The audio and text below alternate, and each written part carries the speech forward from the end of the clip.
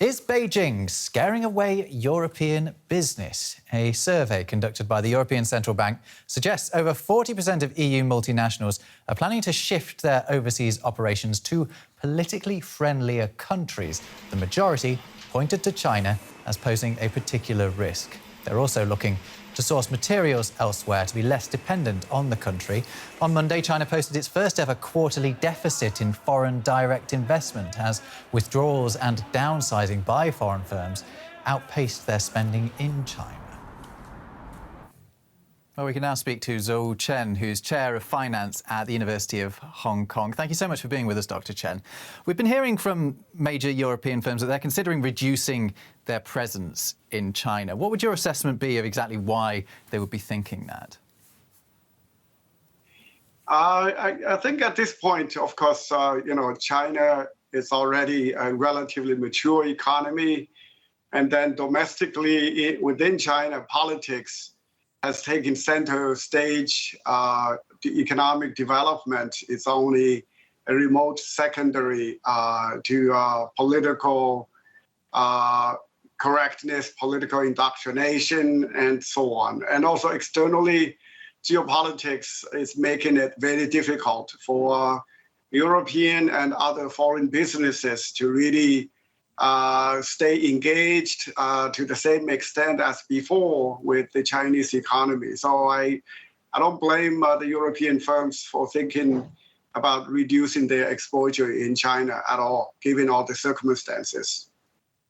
So we've got two things there, really, haven't we? A domestic situation and a global situation. So is it basically getting harder to do business as a foreign firm in China? Yes.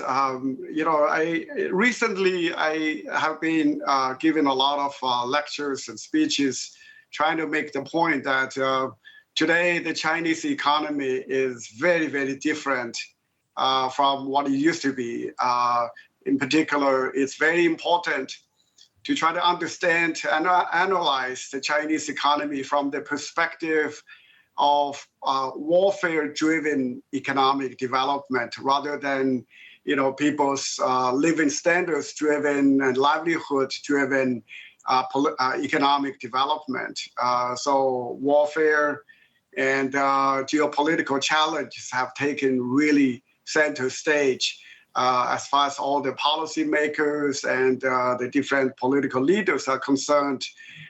They are really preparing first of all, to ensure security for China, and then secondly, to protect China from geopolitical volatility, to say the least. So in that sense, it's really not surprising that not only Chinese businesses and households are making adjustments, so should foreign businesses in China as well. So given the warfare-driven nature and preparations for possible military or other types of conflicts with developed countries, the business environment in China has turned to be more and more unfriendly to foreign businesses. So in other words, domestically in China, government officials trust first and foremost, state-owned enterprises, because the state-owned enterprises are controlled by the party and by the government. And then, when they have to choose between domestic private businesses and foreign businesses doing business in China, then they would first, pick and trust the domestic private businesses on top of foreign businesses. So in that sense, the operational business environment for multinational firms coming from the West are dealing with a very different business context in China, especially when compared to the business environment in China 20 years ago or 10 years ago. It's interesting that China has just posted its first ever quarterly deficit in foreign direct investment. From what you're saying, you make it sound like that's not actually something that would concern Beijing particularly.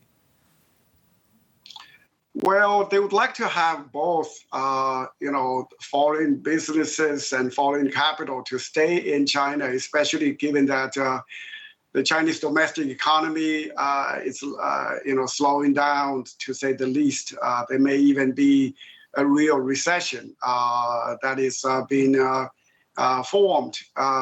So in the near term, they do want to keep the economic growth situation from going down any further, because they're also increasing unemployment challenge, especially for the youth. So other things considered, they would like this economic slowdown to slow down somewhat, not accelerating too much. So in that sense, they are concerned. So this is why the U.S.-China relations, especially the U.S.-China economic relations at the moment, are really being improved through various official and unofficial efforts in China, just in particular, to make sure that this upcoming Biden-Xi meeting in San Francisco next week will actually be conducted in a very friendly environment or backdrop. So in that sense, even though they realize that fundamentally the U.S.-China relations are going to be very difficult to really be improved, still, at the moment, they want to create a more friendly atmosphere, at least up to and including next week. But after that meeting in San Francisco, then the story may be somewhat different. We have seen this amazing change in the trade relationship between the US and China, and now the US, is trading more with Mexico and Canada than it was with China. The real buzzword around this is de-risking, and it's something that we're also hearing a lot here in Europe. It's about reducing your exposure to the politics of China in how you do business.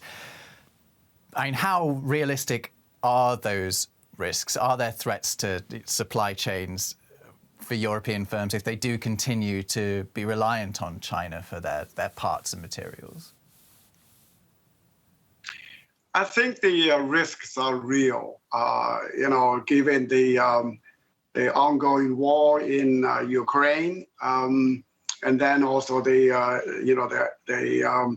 conflict that is going on in Gaza and around Israel, as well as other Middle Eastern countries. So for China, that's kind of like real good news, because for China, that means U.S. and even European military assets are more deployed in the Middle East and within Europe. So that makes the American military assets unlikely to be fully engaged in this part of the world, in the Far East. So that opens up more opportunities for China and other countries to do more geopolitically and even militarily speaking. So in that sense, if and when some real military conflict occurs in the Far East, then economic sanctions, to say the least, would be imposed on the countries involved. So given that possible, even though relatively low probability event, foreign companies doing business in China want to make sure that they're not exposed too much to this kind of geopolitical risk. So de-risking and even decoupling to some extent would become one of the real business options for foreign companies to really follow. Yeah, those are words we're hearing a lot: decoupling, de-risking. We hear those words in relation to the United States and and European countries, Western countries and companies, and their involvement in China. But what's the flip side of that? How does China adapt when Western firms stop wanting to trade with it? Well, China has been preparing for such a moment for the last 10 years. As you probably know, China is getting the third aircraft carrier into operation sometime, later this year. They have been doing a lot of testing and so on. And then there are many more naval ships China has than the U.S. does. And this military buildup has been mainly taking place over the last 10 years. Then you wonder why this buildup has been going on for about 10 years. Well, so it's for that moment of possible confrontation between China and other countries. So in that sense, this is why earlier I was saying that the development that has been going on in recent years in China is more for war preparation and warfare driven. So this is why the defense stocks have done way better than any other group or groups of stocks traded on the Chinese Asia market. And more and more resources are allocated to defense and security related industries. So to answer your question simply,